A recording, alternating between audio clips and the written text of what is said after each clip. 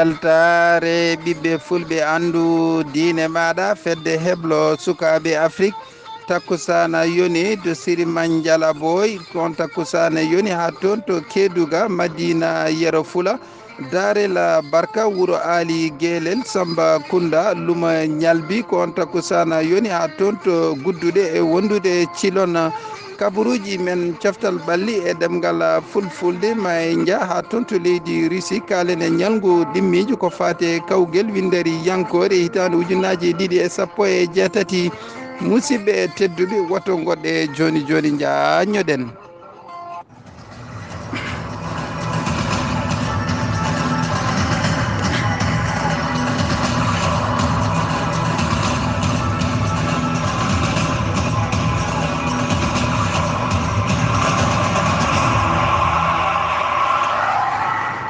jaam ñalle moon musidɓe tedduɓe hettiyankoɓe aya o weltare ɓiɓɓe fulɓe andu diine maɗa fedde heblo sukaɓe afrique eɗen gone mawde nogas e ɗiɗi korse hitande ujunnaji 2017 en kalino e gardidi kabaruji men mbiɗen may dia toon to leydi russie kalen ko fati e pottito e gomu se ñalngu ɗimmijo ko danemark kañum tigui fottinno e australie ko danemark e australie keeɓi waddude ko ɗekki ndiga e ndiga e oɗon ngal ɗon pottital ko danemark kay hebno loggude loggol garwinigol ngol taw kadi ko oɗo biteɗo christian eriksson ko kañum loggi loggol gadanol ngol caggal kay nde danemark jokki gam yidde loggude loggi ɗiɗi ɓe tampi no fewi australie holliti kay mbawko muɗum caggal kay nde oɗo arbitre taw kadi ko arbitre to banggue vidéo walla mbiyen assistance vidéo ko kañum tigui holliti wonde ene waɗi pénalty hokki pénalty oɗo kippo biyeteɗo australie ko nden tigui capitaine jidina ko kañum tigui heeɓin loggude loggol ngol waɗi woni ɗekki gotel e gotel match o gasiri ko ɗekki gotel e gotel en paami tigui hankkitino oɗo l'équipe australie dañi ko wiyete toɓɓe nayyi jaafoɗon oɗo équipe biyeteɗo danemark dañi toɓɓe nayyi australie yaare toɓɓere wotere caggal kay nde france finoɓe loggi ɗiɗi e wondude loggel gotel ha joni ko toon keddoɗen ko fati gomu se pottital ɗimmal ngal wonno ko hakkude leydi france e wondude leydi pérou ko kañumen tigui pottinno e match ɗimmo ko fatuno e ndiɗon ngel ɗon kawguel winderiyankori ko france kay heeɓi folde pérou loggel gotel e wondude ndiga france noon tampino fewi e dawal ɗimmal walla mbiyen deuxiéme mi-temps nde tawno pérou yiɗino tigui ko wadde ko wiyete égalisé eɗen paami tigui pérou e match mabɓe garwiniɗo koɓe fiyanoɓe oɗo match kadi ɓe piyama wayi noon koɗo kamɓe ɓe dañani hay toɓɓere wotere ɓe mbaɗama ko wiyete éliminé sen gayni ko fati hen ma en kal teskuy teskaɗo ko fatuno e oɗon match oɗo joueur biyeteɗo N'Golo Kanté N'Golo Kanté taw kadi ko attaquant défensif wayrama yiyede e oɗon équipe taw kadi ko équipe mo leydi france guilay sa kolo Makelele kanko kay o woni ko wiyete joueur mo tubakoɓe kewiide noon l'homme de match o yiyama e banggueji foof e dingaral gam défendude victoire mabɓe hakkude mabɓe e oɗo équipe biyeteɗo pérou france dañi fartangue gam tawtorede dawal ɗimmal biyetegal 8e de finale match garwaniɗo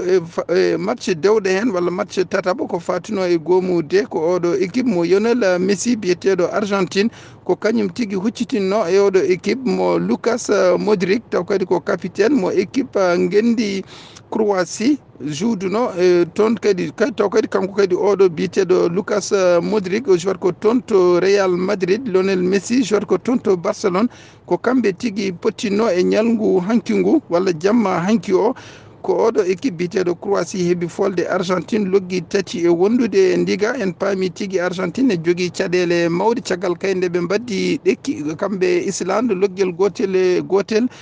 e match mabɓe garwiniɗo eɓe jogui kay fartangue wawde eɓe jogui fartangue wawde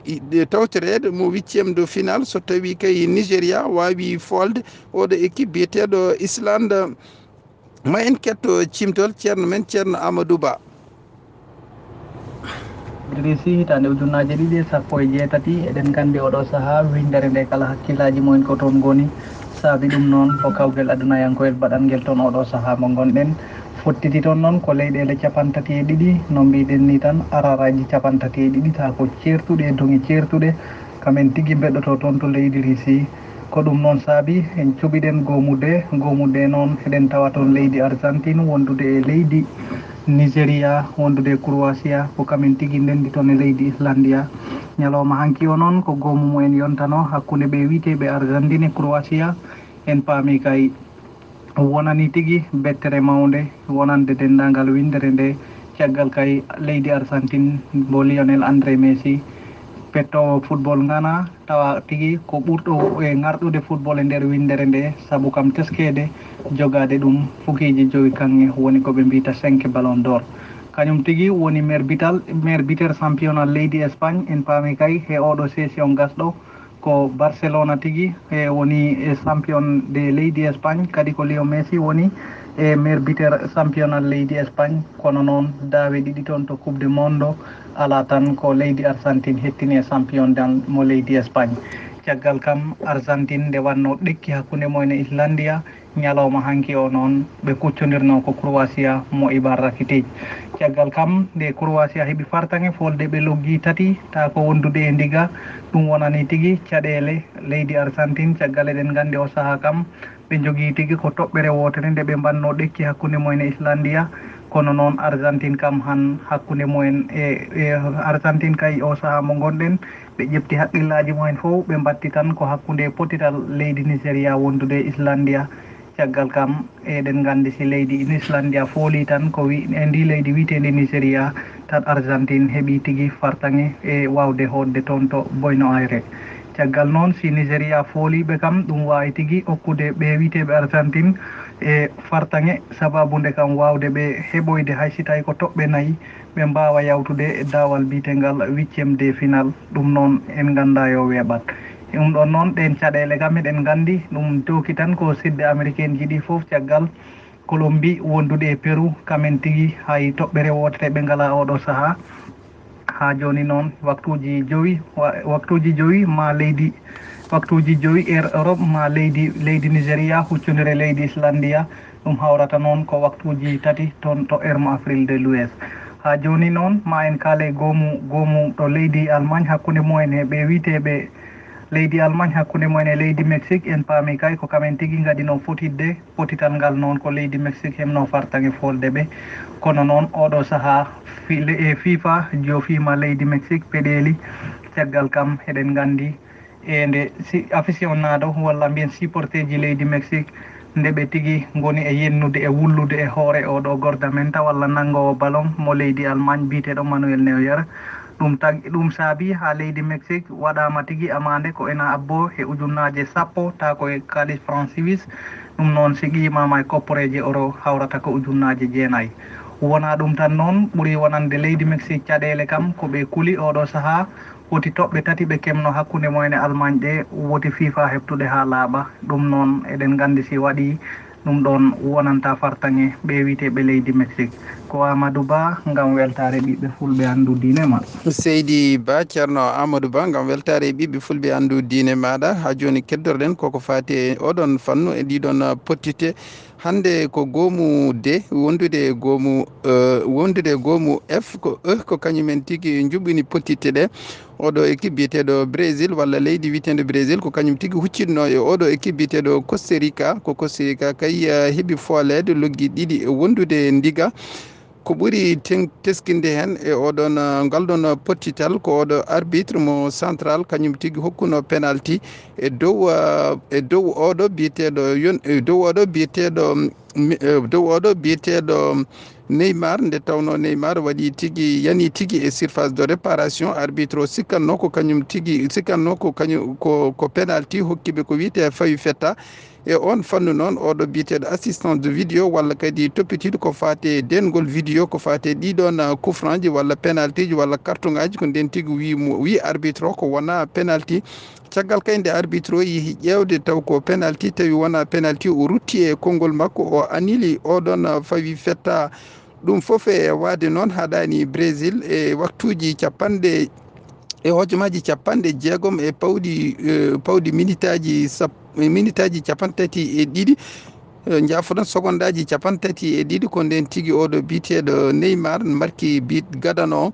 e caggal ɗum ɓe dañi fartangue kay dañji ko wiite hojomaji jeeɗiɗi caggal capanɗe jeenayyi hojom o ko nden kadi o marki ko wiite bit ɗimmo o en paami tigui Brésil dañi fartangue tigui heddade coupe du monde nde tawno match mabɓe garwinide hakkude mabɓe e Suisse ɓe mbadduno ko ɗekkel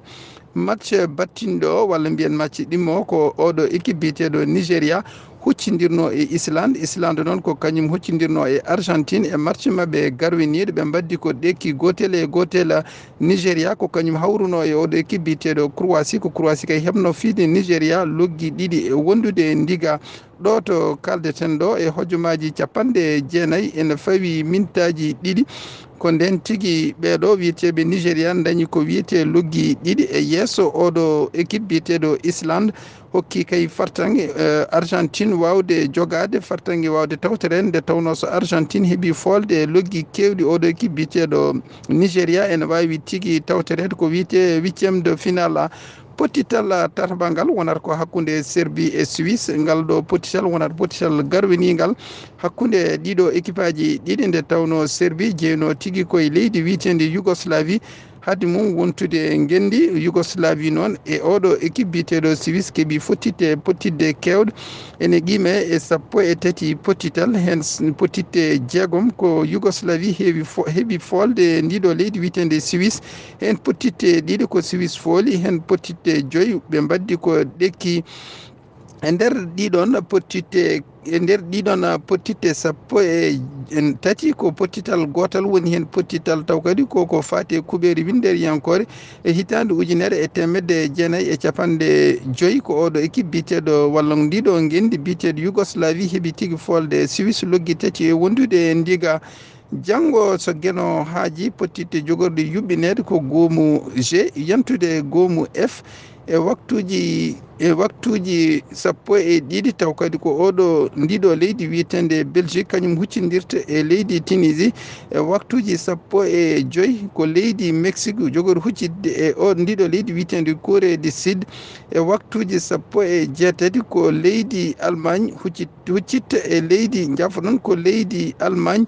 huccitta e leydi Suède e waktuji sappo e jeetati taw kadi ko waktuji ɗi dawlaji Afrique mo banggue hirnangue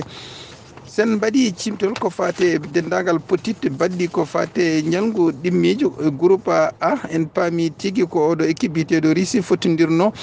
e équipe Égypte ɓe keeɓi folde Égypte ko loggi tati wondude loggel gotel. Uruguay ko kañum tigui fottirno e Arabie Saoudi ko Uruguay fooli Arabie Saoudi loggel gotel e ndiga ko fate deggutiral ngal ha joni ko Russie woni yesso e jogade tobɓe jeegom. Uruguay rewi hen e jogade tobɓe jeegom. Égypte e Arabie Saoudi haydara ngala. Ko fate groupe B ko Maroc kañum tigui fottinno e Portugal ko Portugal heeɓi folde Maroc loggel gotel.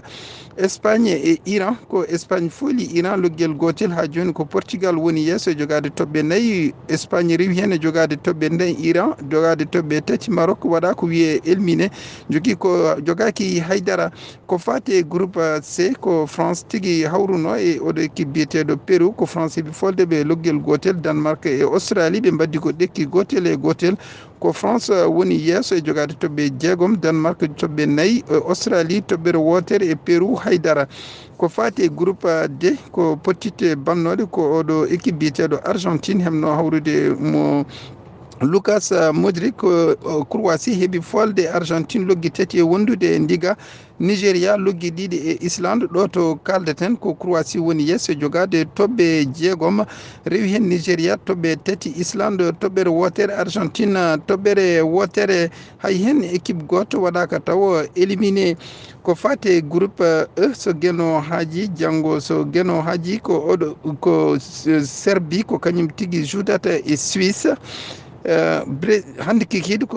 ko Serbie joudata e Suisse. match Brésil Croatie ko Brésil kay heeɓi fedde Costa Rica loggi ɗiɗi e wondude e ndiga. ko fati équipe uji mbaɗaɗi ko wiyete éliminé ene yiya hen oɗo équipe biyeteɗo Maroc yantude Arabie Saoudite wondude Égypte wondude Pérou wondude Costa Rica ɓeɗo kay mbaɗama ko wiyete éliminé ko fati noon e goomuji walla équipe aji poɗɗi tawtorede e dawal ɗimmal mbiyen dawal 8e de final ko Russie yantude Uruguay taw kadi tawe o nguɗon goomu A yantude France e goomu C e Croatie e goomu D ko ɓeeɗo woni joni tawtorteɓe e dawal 8e de final. musidɓe tedduɓe hettiyankoɓe ayawo weltare ɓiɓɓe fulɓe andu diine ma ko ɗum ɗo wonno ko tongunuɗen ko fati e kabaruji men coftal ɓalli ko musidɗo mon guiɗo moon Saydou Abouba kettuki melaki jaam yo Allah hokku en hirde dow jaam cellal e kisal.